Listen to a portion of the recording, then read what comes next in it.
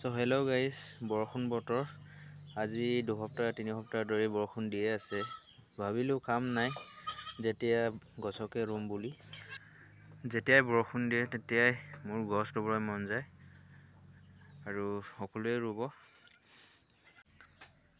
এতিয়া সময়বোৰত যতে ততে গছ গজি থাকে, ভাল গছ এইবুলি খানি আনিছো।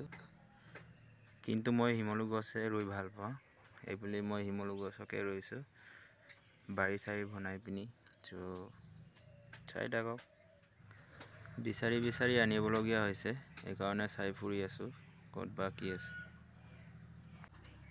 যেতিয়া বৰষুণ দিয়ে তেতিয়া গছ ৰুবলৈ মনে যায় আৰু মোৰ, আৰু গছবোৰ দেখি কিমান ধুনীয়া লাগে।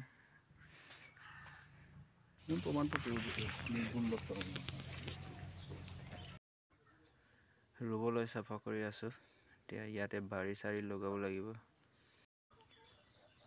গছ ৰুব বুলি মাও অলপ হেল্প কৰি আছে, চাফা কৰি দি আছে।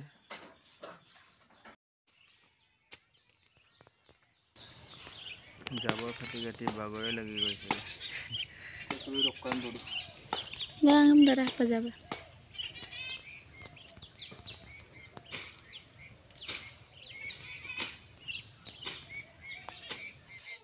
ফাইনেলি ভালকে চাফা কৰি চাৰিওফালে বাৰী লগাই ৰুবলৈ লৈছো, ঘাট কানিছো। আপোনালোকে ভাবিব পাৰে মই ইমান ওচৰকে কেলৈ ৰুইছো। মই ইয়াৰ হিমলু গছ পাৰিয়ে থওঁ আৰু যেতিয়া ডাঙৰ হ'ব বেলেগ জেগাত ৰুংগে, সেইকাৰণে পাৰি থওঁ। ফাইনেলি ইমানটো গছ ৰুলো আজি। 1 2 3 4 5 6 ডাল হিমলু গছ। একদম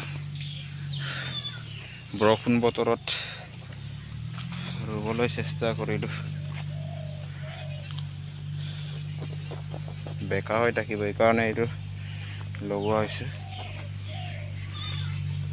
যিহেতু বতাহ মাৰিব সেইকাৰণে এইবোৰ এনেকৈ লগাবলগীয়া হৈছে, নহ'লে বেকা হৈ থাকিব। গোটেই বাৰীখন বেৰি ৰুলো আজি। লগতে আপোনালোকে দেখিছেই এই দুডাল হিমলু, এই দুডাল মই ৰুইছিলোঁ আৰু এতিয়া মোতছে বেছি ওখ হৈ গ'ল। 7 মাহ হ'ল এতিয়ালৈকে। সকলোৱে ৰুই চাব, কম সময়ত ইমান ডাঙৰ হৈ যায়, আপুনিও আচৰিত পাবগে। সকলোৱে ৰুব গছ, আৰু গছ নাথাকিলে মানুহ নাথাকে, সেইকাৰণে চবেই ৰুব লাগে।